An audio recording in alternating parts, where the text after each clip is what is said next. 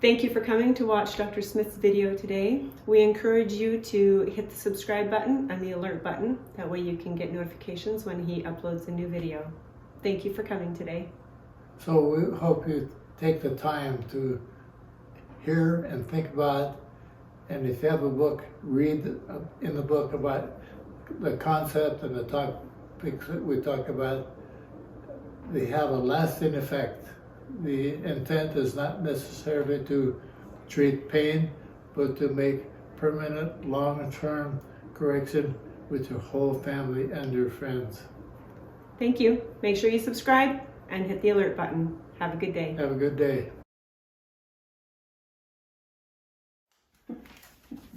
Today we're going to talk about the whole body vibration, particularly the T-zone.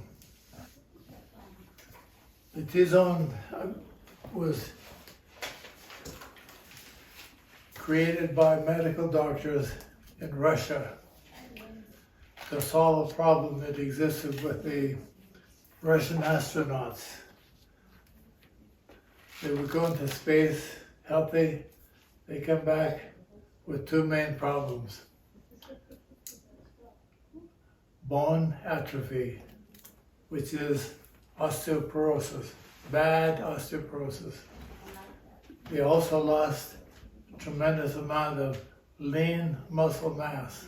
So they would come back skinny and weak. And it would take them more than a year to regain the health. So the medical team was instructed to solve that problem. They came up with the concept of the whole body vibration, and it worked very good.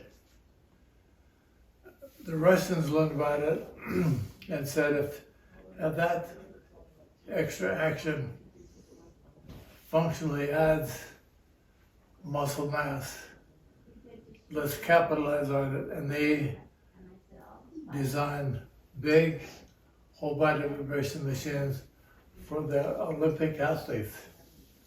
So big guys with lots of weight would get on the machine, and when the vibration stimulated more muscle, they gained more muscle.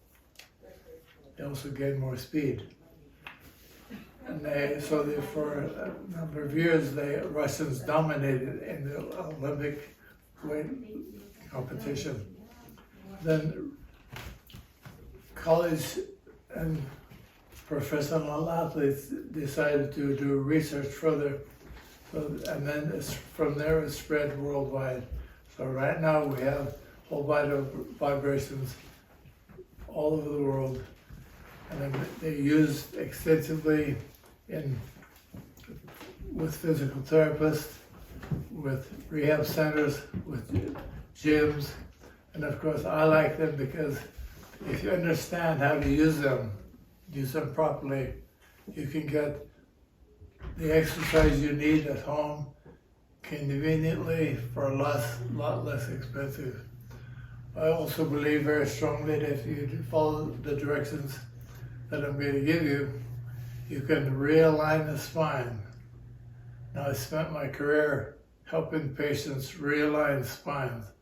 One of the big problems was always we could help it a lot, get it as good as it could get that day, and then to go and do it.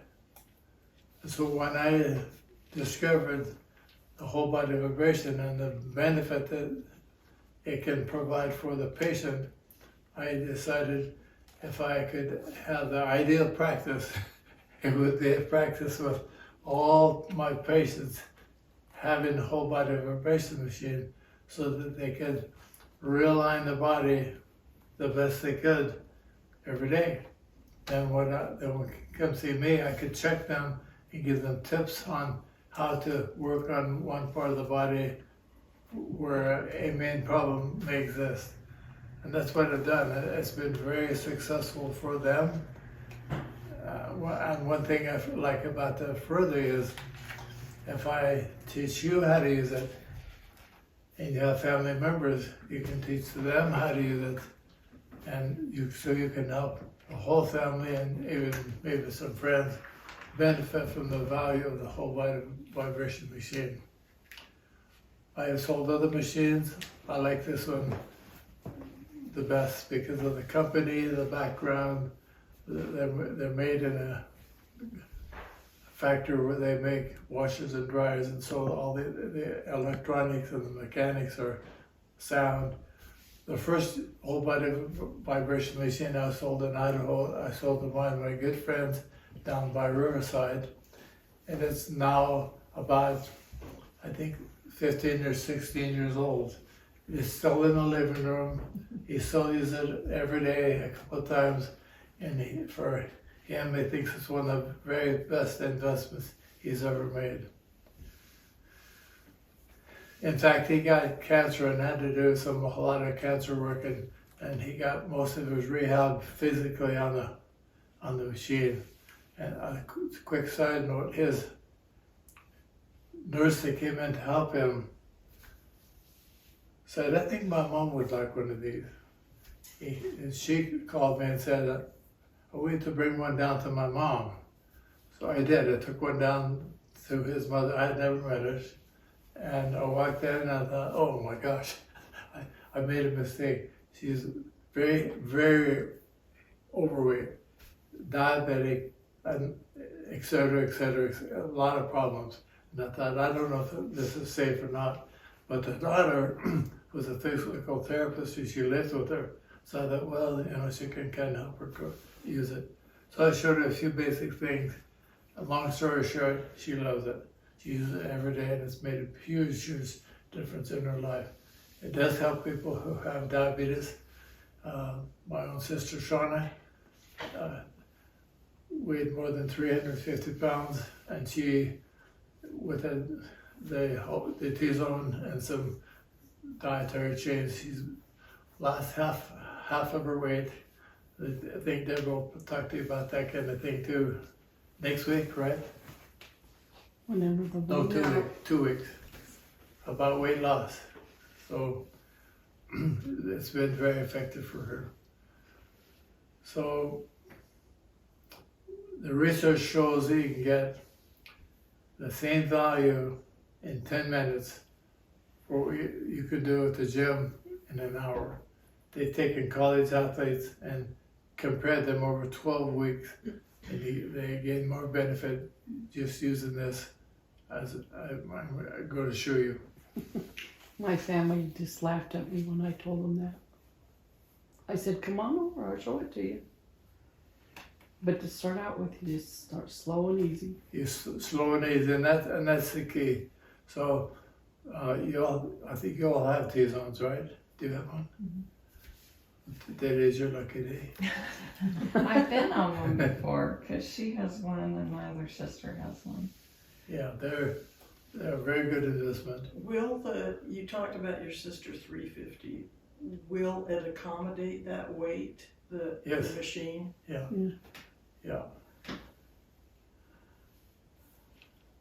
I've never had anybody yet it's been too big for it, and I haven't had people over that. I think the book says 350, but we've never had a problem with that. And they come with a good warranty, and the company stands behind them very well. So, without further ado, I would like to I'm going to demonstrate with a model. No, let's The not best use that word.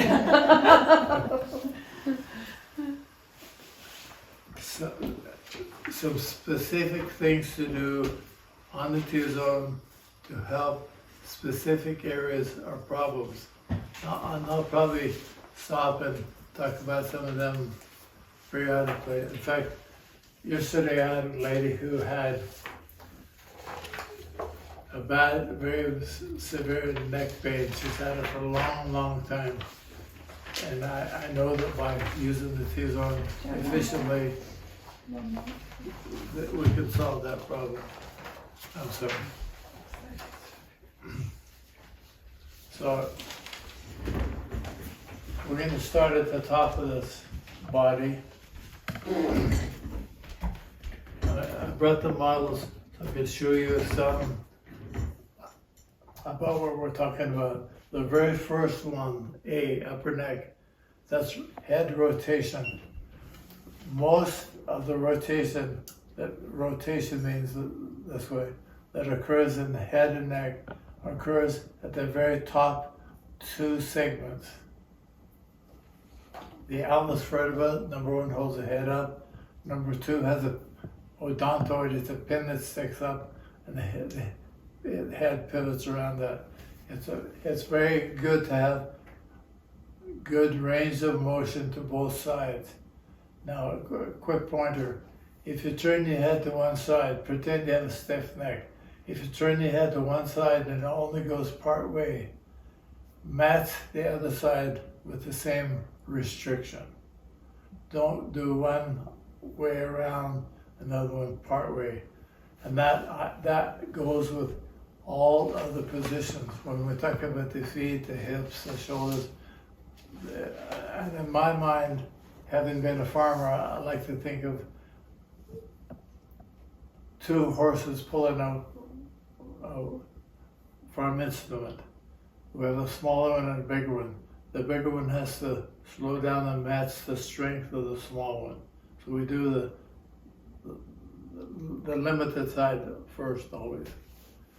If you have pain on any motion that we talk about today, and the pain grade on the 0 to 10 scale reaches a 5, don't go further.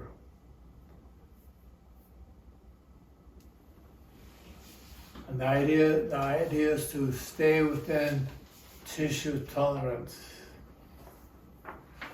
The pain is designed by God to limit your activity when you have tissue weakness.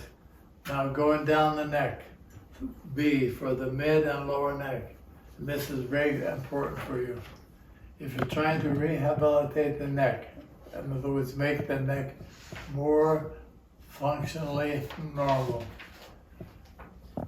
we tip the head, the weight of the head slightly, so that the weight of the head is just barely behind center, even though in true extension you can go way back further. That's too far back to do appropriate rehabilitation of the joints. If you look at the neck design, the joints slide and glide forward and back.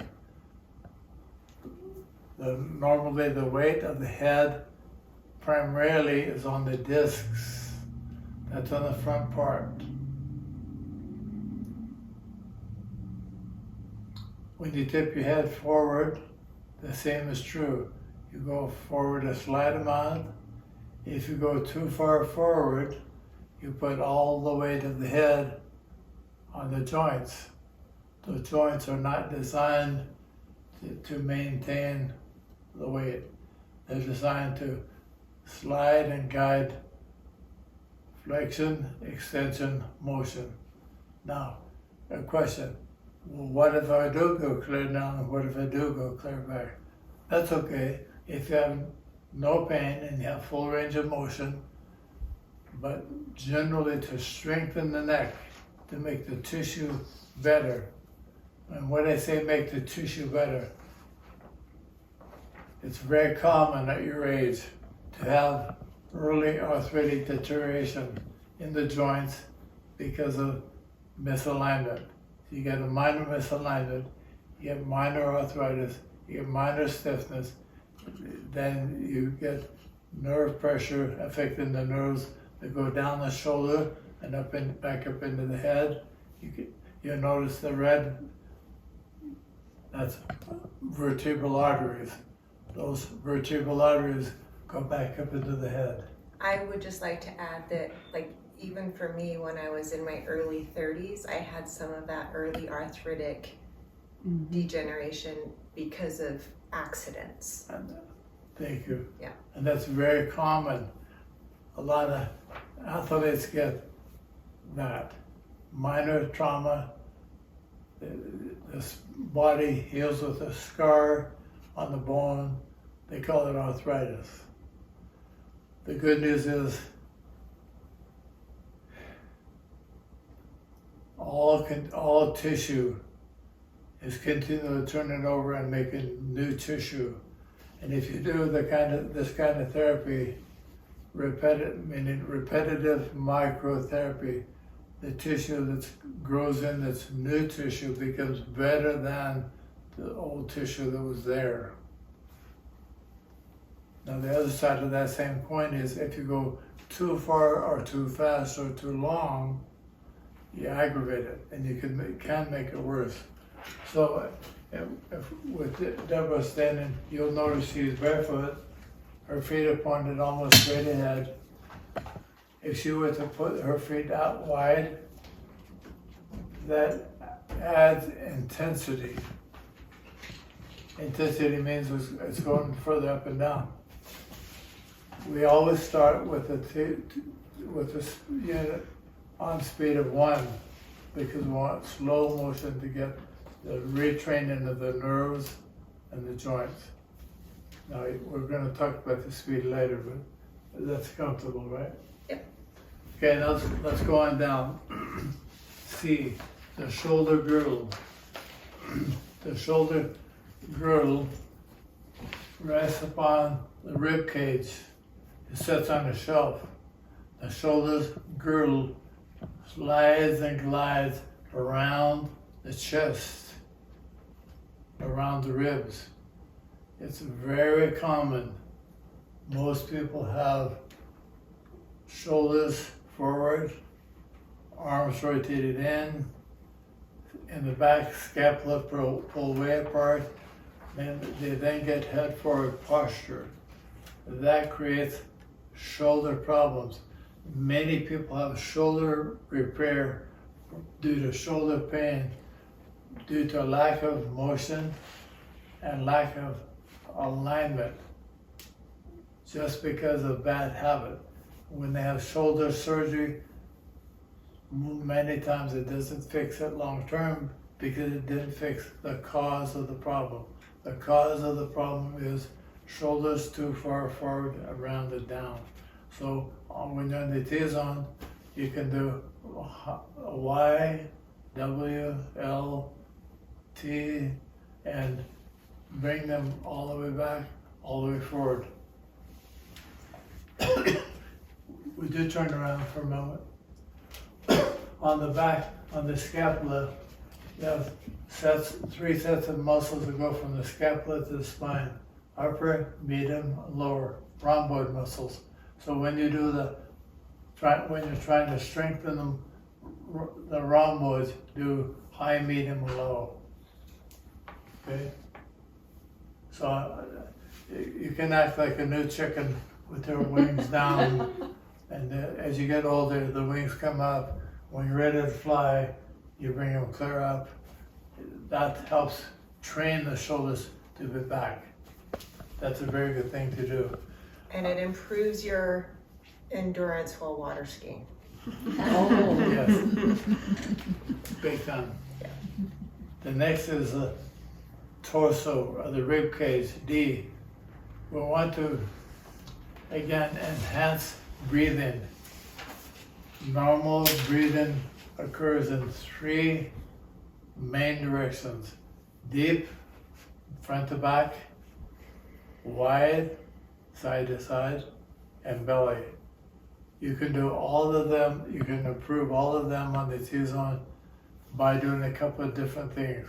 One would be take a deep breath, or wide, and then turn.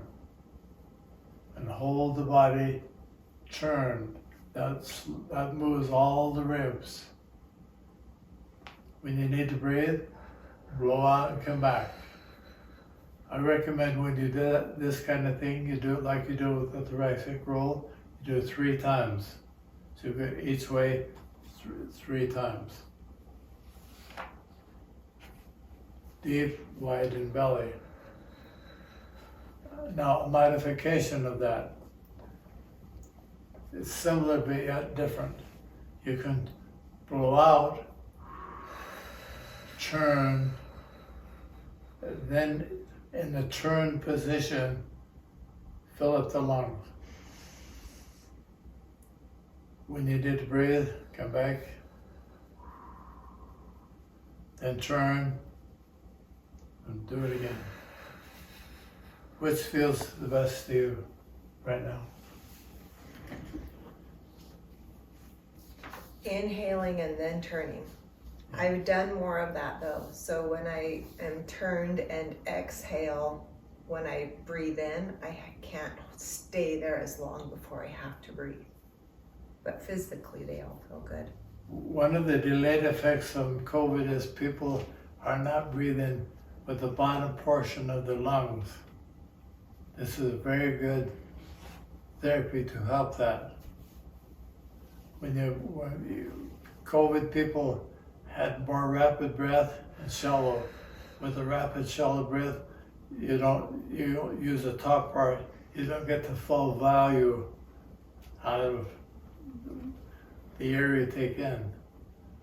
And if just so I know, normal breathing rate is about 12 to 15.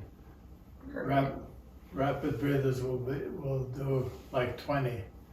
For therapy, you slow it way down, maybe to less than 10 Per minute. per minute. Yeah. So if she does a big breath, holds the breath, turns, she's going to do it for maybe 10, 15 seconds. She may only do 4 a minute. And the deeper you breathe, the more value to the lungs. That's a big deal. You also, if you practice belly breathing, that helps the diaphragm. That's a muscle. Most people don't use that muscle like they could and should. Especially people, men especially, who have big belly. Their diaphragm is just kind of hanging out there, moving up because they're shallow breathing. So you can take a break. No, that's okay. The machines are set to run for 12 minutes. How many times did that move? 2,413. On the speed of 1. That's a lot. That's a lot of therapy. Okay, quick story. I had a big Spanish fellow who sang for a living. What do they call him? Opera? What? No. Oh. Mexican singer. Mariachi. Mariachi. That's what he did at a restaurant in Colorado. Well, he lost his voice. And his wife sent him to me for his voice. I checked him over. I measured his chest. He had a 60-inch chest. I think I used up all the tape to get around him. Now, I would expect a guy that big to sing would have, good chest expansion. I told him to take a deep breath, blow it all out. I said, now do that again. He had less than a ½ inch. He was breathing up here. This wasn't moving. So I said, well, here's your therapy. Go home and lay down on the floor, get a 50-pound weight, lay it on your belly, and do weightlifting with your belly. That's heavy. That's 50 Sounds pounds, man. like a bag. He was a big guy, okay? Bag of wheat. So, took him only a few days. He got his vocal cords and neck and all healed, but because he wasn't breathing right. That's fix it. Okay, let's go on down to the low back. The low back, by design, is primarily flexion and extension. We go to look at the joints. The joints in the low back are aimed forward this way. So when they're designed for you to stoop forward and tie your shoes. They're made for you to lean back to fix the light. That's it. They're not made to start lawnmowers. They're not made to run vacuum cleaners. Okay? They're not designed to turn. A lot of shovel snow. people get hurt, turn in the low back. We want to strengthen the low back muscles. The way you do it is just what you did. You go forward, and come back up. Go as far as you can. It's comfortable. Now, what if you can't go that far? But if you can only go hands to knees, then stop. Go back. So you stay within your range of motion. Now, if she turns around, she can lean back further. She's going to hold on, and she can put her pelvis forward and lean way back and arch the low back. Okay. Now, if you have a grandchild that's 10 and does ballerina, she can probably go way back further. That's the low back. Now, the low back has 5 layers of muscles. Short ones that go from one vertebra to the next. Then ones that are a little longer. We finally get the long big ones. The ones that get hurt are the small ones. And it's common to jam the joints and create swelling in the joints. This will help you do more motion with less chance of injury. Now, she can modify by going straight back and then over to one side a little bit. So go straight back and then slightly to one side, slightly to the other. Again, when we do multiple positions that are similar, we enhance capacity. And that's one of the things we want to do on the T-zone. Can I make a comment Sure. on that extension? Yeah. So I've had several low back injuries, and I feel like I protect that and get safer motion if instead of reaching with my head to go back, I reach forward with my belly button. That's a good point. So it opens the space rather than just tipping my head. I feel like it's safer and It takes the weight off the discs. Okay. so my focus is on reaching forward and up with my belly button. Thank you. Yeah. Now let's talk about the hips. When I say hips, I'm not talking about the sacrum. You do that with the sacral slide. When we speak of the hip, we're talking about this joint right there. That's a ball joint. That joint is made to move in many, many directions. So you can bring your leg up and over, and you can bring it out and back. So to strengthen the range of motion, which what she's doing right now, she's actually doing both hips. But the primary therapy is on the hip that is weight bearing.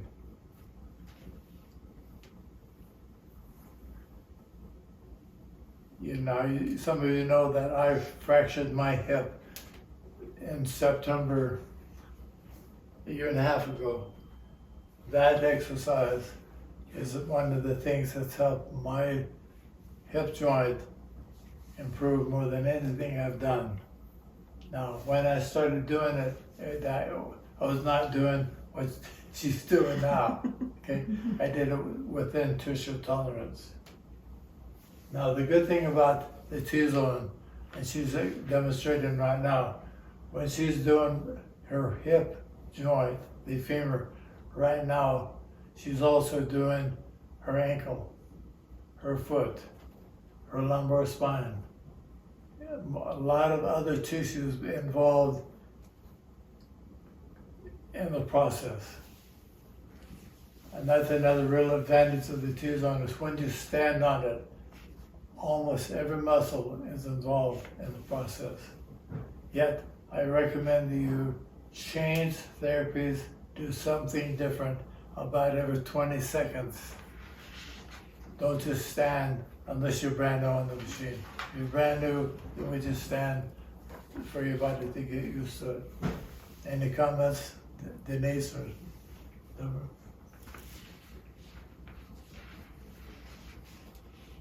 Now the knees, ankles, and feet, we're gonna tie those together.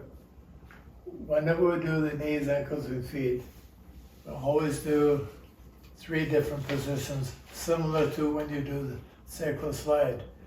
We do straight, out, and in. Now what if one foot goes out this far and another one doesn't want to go? What do? You do the one that Match it. match it. You match the restricted. Okay.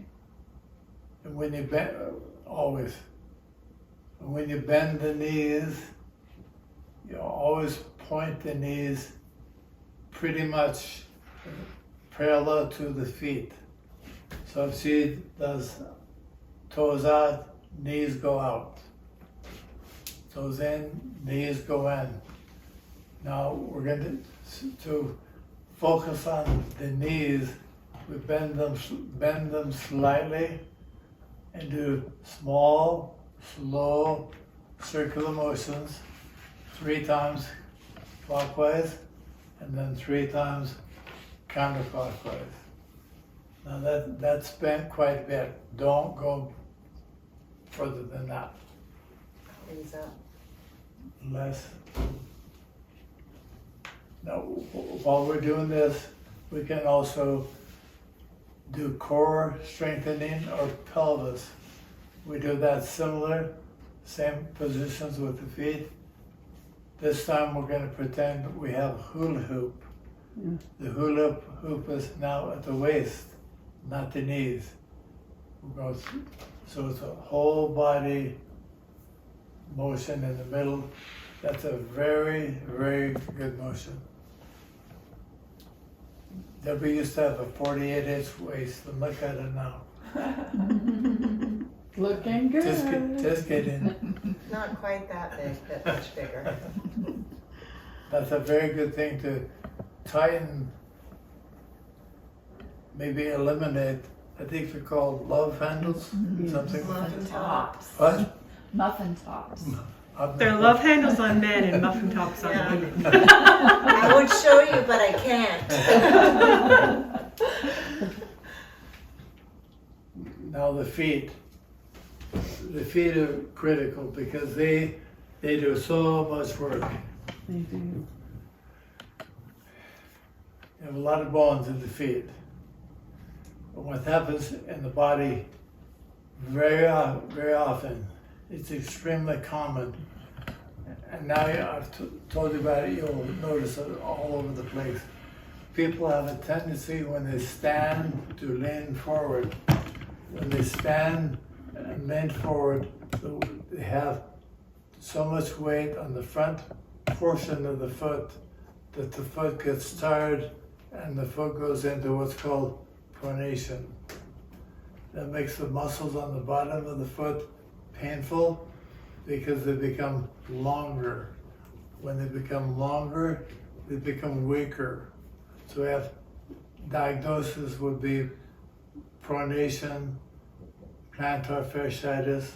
Along with that, because of the stretch of the tendons, you get heel spurs. And then guess what happens in the knee? The knee goes in. So when we examine the knee buckles in, the leg goes out. That creates a major problem. So I'm going to mention the ankle too. This is the ankle. That joint should be horizontal. When you bend the foot up and down, it goes like that.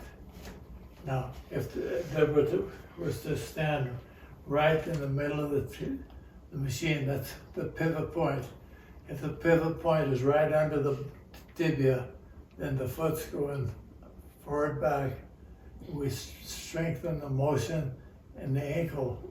Now, you see toes in or toes out, a little bit, we modify all the stress around the joint and make that whole joint more stable. You can have a lot of degeneration, you can have deformed foot, and you can rehabilitate that a lot by doing that. Now, this morning I saw a lady who was told she had severe osteoporosis, that's softening of the bone, like the astronauts. She was advised by a doctor, and I totally agree, to get a T's on and stimulate the bones. So when she stands if you slide back, now we get more lift on the heel. When you get the lift on the heel, it stimulates the long bones. The long bones make new cells. They're called stem cells. So if we take the Magnus stem supplement and do that, that's very effective to reverse osteoporosis. And we've done that on a number of patients by doing that. Sometimes they have to modify their diet to get them more alkaline, more protein in the body, but that's a real key. Now, to strengthen the muscles on the front of the foot, you go that way on the machine to get more forward. And now she's going to raise up on her toes. Up and down, toes in, toes out, toes straight. How long? 20 seconds. 15 to 20 seconds, and then change the alignment. So she could do a full minute of front foot exercise, 20, 20, 20. She could do a full minute on the heel, 20, 20, 20. That makes sense? Mm-hmm. Any other comments? How many times did that move? 24-14.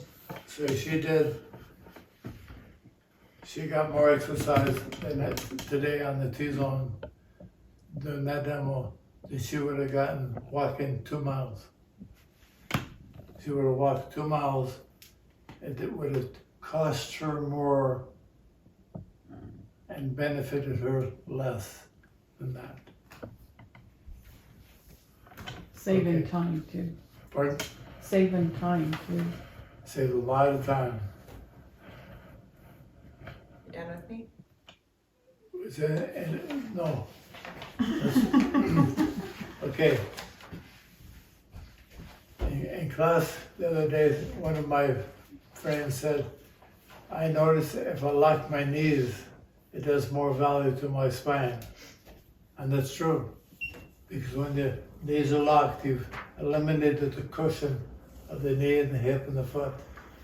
But I recommend rather than do that, you sit on the machine. So if you back up and slide down and sit on the machine, now you get more value to the spine itself. And if you have the issue we talked about with the shoulders, if she holds up here, she's automatically put her scapula together, open up her chest. And I recommend you tip the pelvis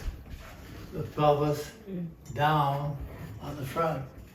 So God gave us a rocket chair in the pelvis by design, but to be healthy, you want the pubis down, the rear end up. When you do that, that creates a more normal, relaxed lumbar curve. When you have a more normal, relaxed lumbar curve, you have more of both relaxation and more strength potential. I'll say it again. If you flatten the low back by tipping your back, pubis up, butt down, you make these muscles longer. When they're longer, they're weaker. When they're longer, weaker, they're more painful. Almost all people who come to me with low back pain have too little lumbar curve because they have had head forward posture. These muscles are long, they're weak, so we have to tip the pelvis down to get the lumbar curve. And she's doing that automatically when she sits there. Now, some people have a low back disc problem, so that discs are degenerated. They can benefit tremendously from sitting on the T-zone.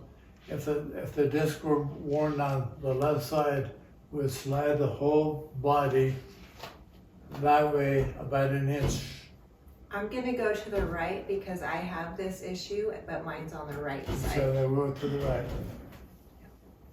Now that is providing tremendous low back therapy at home to the disc, more than she could get if she went to a physical therapist, because they can't do that. And they won't do that many times. She can do that twice a day. For how long? Less than a minute. And in a minute, it's going to move. It will move 100 times. So, like, if my injury's on the right, I would go to the left? Is that what you're saying? Or Typically, what I recommend is go both sides, and do both sides? but more on the weak side. Okay. We can also modify that by doing what she just did. She turned the whole body oblique, 45-degree angle. Then she can go the other way. And that creates a spiral motion in the spine. Oh. Much better than you can get doing anything else. And it's safe. Now, what if she had pain at the level of 5 or 6?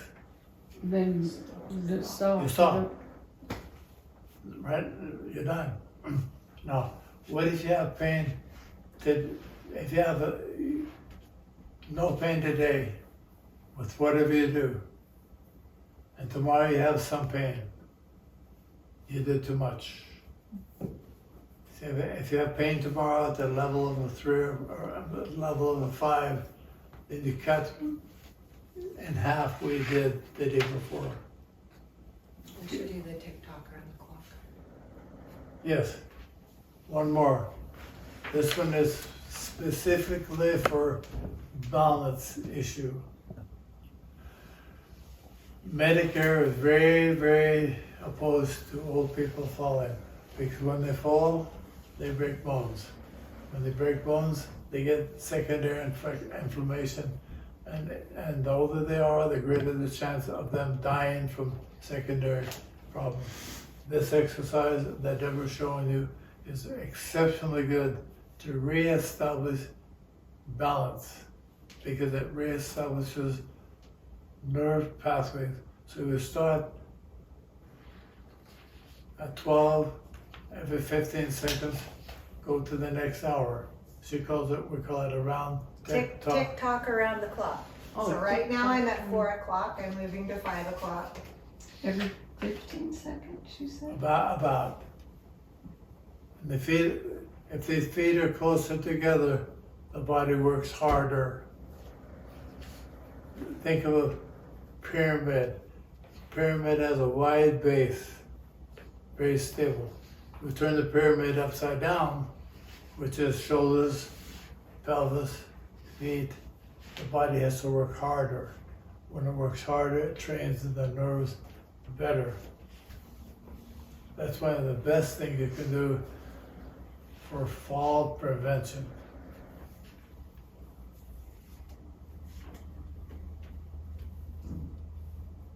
Now we've gone from top to bottom. So what do you do on a daily basis? I recommend you pick an area, pick a few exercises, do them for maybe a month or 2, 3 at the most, and do something different. After you've had the machine for a long time, you can do a combination of whatever you think you need at the time. I'll tell you a quick story about my friend Vani Adair. She was a little skinny lady. Tiny. I think she had 13 kids. Yeah. And the lightest one was about 300 pounds. One of the best pictures I've ever seen. She had the whole family lined up. She's standing about 10 feet in front of them alone. Family picture. She was so proud of her family. She had 2 people taking care of her. She was in her 90s. and they were in her caretakers were both in the 70s, and she got a T-zone, and they loved it. One of them would come to the office when they would bring her, and when they asked, "Do you use the T-zone?"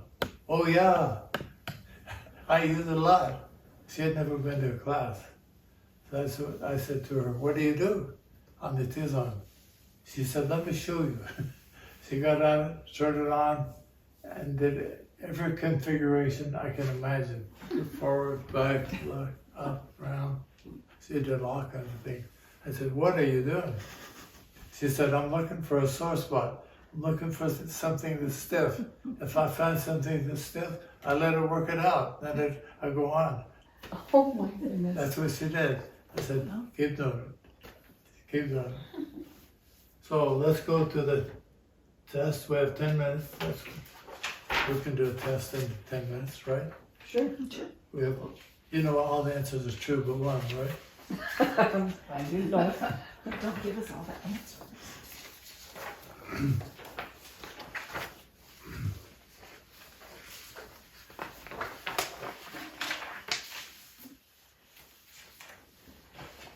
Okay, Deborah's going to be a reader. Number 1, whole body vibration was first used with Russian astronauts in space to prevent bone loss and muscle atrophy. It was then used in the Olympic training for German weightlifters and wrestlers for strength enhancement. Using whole body vibration at home saves hours of training and gym time because 10 minutes on the whole body vibration benefits are similar to what you get at the gym. One main reason whole body vibration is so effective is it activates nearly all muscles and reestablishes nerve pathways while promoting balance and alignment of the body as well. Number 5, strength and endurance are more important than motion, balance, and alignment. Number 6, it has been proven that the use of the whole body vibration can aid in the reversal of osteoporosis, bone softening, and arthritis. Number 7, the use of whole body vibration is effective in strengthening and improving endurance, much the same as the use of weight. Number 8, aerobic exercise can be easily done on the whole body vibration simply by adding motion to a few basic positions.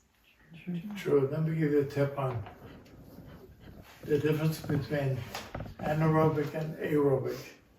We hear a lot about doing aerobic exercise. And the truth is, if you exercise anywhere, the first 3 minutes are primarily anaerobic. And what is anaerobic? Without oxygen. So it burns some sugar and fats that are in the blood. Very little oxygen. Then when your body gets, like the coaches used to say, when you get warmed up, you convert from anaerobic to aerobic. And then from then on, it's aerobic, regardless of what you're doing. If you do more speed, you get more aerobic demand. Now, for weight loss, I thought was your key goal, you would try to stay in anaerobic. So I have people who want to lose weight. I say use the T-zones for 3 or 4 minutes, 3 or 4 or 5 times a day. Why? Because you're inefficient. You're going to burn more calories. And the truth is, if you exercise for 30 minutes of any kind, you burn more calories the first 3. You burn the same amount of calories the first 3 as you do the next 27. So why waste the time? That's my idea. I think of it like a car, but it's kind of in reverse, because with a car, you're looking for fuel efficiency. With your body, if you're trying to lose weight, you want to be fuel inefficient because your fuel is your fat. So you want to burn as much of it as you can. So the more inefficient you can be when you're exercising, the more you burn. You don't want to get onto the highway, fuel economical cruising speed. That's that longer duration aerobic, because you're saving fuel at that point. So if you're trying to maintain or just general health, then both are good. But for weight loss, the shorter throughout the day is better. So when you get on the machine and do a regular program, like you use one of the programs and it goes for the 12 minutes, you're doing both, always. Number 9, the maximum time per use on the whole body vibration is 10 to 12 minutes. Per time. Number 10, due to the intensity of value, it is best to start on slower speeds with feet closer together. True.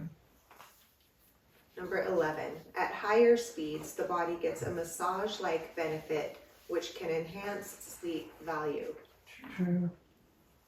Let me talk about that for a moment.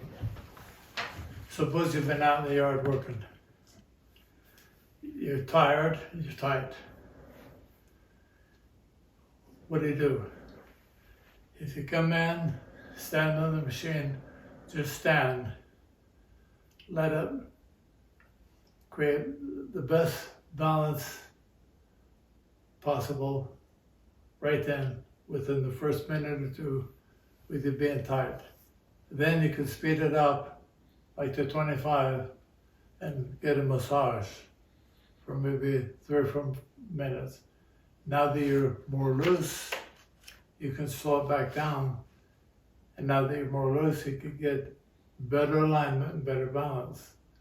So within about 5 or 6 minutes, you could get the best of both. Number 12, many users claim that the T-zone is one of the best investments they have made for their family. True. True. In class, thank you, Deborah. In class yesterday, I had a family, mom and dad and daughter, and he said, I agree with that statement. For us, that's been one of the best investments we've ever made on anything. Are there any questions? Yes. What ages can use the whole body vibration? If a child can stand comfortably, they can benefit from the whole body vibration. How old? They can use it on the day they die. Now, what if they've had a knee replacement, hip replacement, spinal surgery with fusion, rods in the back, neck fusion, and they asked me, well, I was told by my doctor I should not ever get on one of those because it would hurt me. My question is usually pretty simple. When you came today, did you get in your car? Did you walk out to the car? Did you come in up the steps and you came in and sat down? Yes. Then you could use a whole body vibration. Could you hurt yourself on the whole body vibration? The answer is yes. Anybody can hurt themselves by doing too intense, too wide, too fast, too long. But if they're smart, like if somebody had both knees, both hips, spinal fusion, neck fusion, would I sell them a whole body vibration? Yes, it's one of the best things they can ever do because they will never get the kind of therapy ever that they could get on that at home. But I would caution them, start with your feet close together, start with it on the speed of 1, do it for limited time. If you have any pain that's a 5 or more, get off. If you have pain tomorrow, cut the time in half, and they can benefit. Now, why do I say that? Because I haven't done somebody that had all of them at once, but I've had patients who have had the neck, the titanium rods in the spine, the big screws and the fusions in the low back, both hips, both knees, and it's a very good therapy when done correctly. Now back to kids. I have a great granddaughter, your granddaughter, who walked. Dad says, "What's her walk?" Well, she walked across the room, and I go, "Oh, don't do that." Why? Because she's not strong enough yet to walk safely. She walks with her feet apart, wobbling like that. She's developing poor nerve pathways. Now, could she do it properly? Yes, she probably could. She could probably stand on it, hold on to it, get her body straight, and let it work her. But she's walking too soon. She should crawl more and get stronger. Now, babies do the same thing that old people do. Old people have a tendency to go forward, so they have a head forward posture.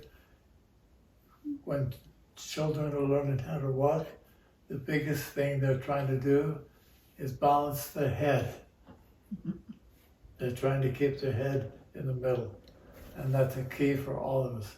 So some of the basic things to remember when you stand on it is head balanced, pelvis forward, chest up, butt up, pubis down, and the weight, toes or heels? Heels. We want to see where the leg comes into the foot. That part right there should be where the weight is, not up here. That's bad. So we stand with the weight back. And if you're not sure, lift your toes and wiggle them, and that'll help you get on your heels in a hurry. Exactly. When I examine new people, I have them stand by the table. I get down on my hands and knees and try to lift their big toes.